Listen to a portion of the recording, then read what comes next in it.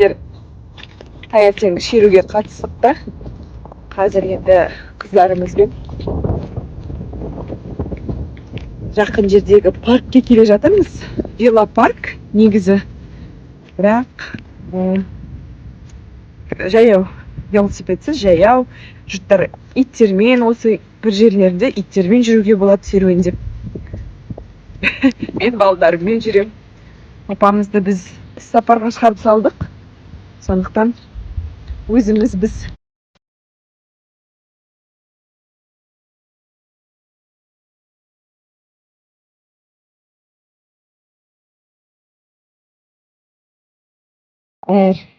Саябақта өзінен барбекю жерлері болатын, мынандай қасында орындықтары бар.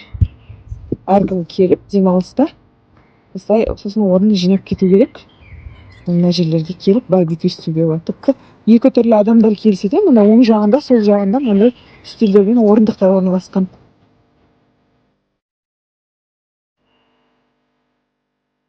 Норвегияның тәуелсіздік конституция күні болғасын, мұны айнала үйлер өздерінің жалауларын шығарып безендіріп қояды.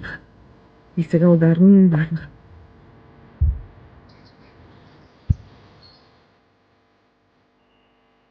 4, 5, 6, 7, 8, 9, 10. Шинес. Обычно синега, стала меньше вероятно. Таныстыкі шив бар? Шиве? Велосипедтің жаттығатын жері. Мынандай түрлі кедергілер бар. Мынандай тіпті. Мынандай Норвегиядағы бойлы қырлы жолдарға келіп жаттығатын жерлерге. Фризби ойнайтын жер де бар. Мына жерге иттермен жүретін арнайы қоршау бар. Осы жерде иттермен серуендеп жүреді.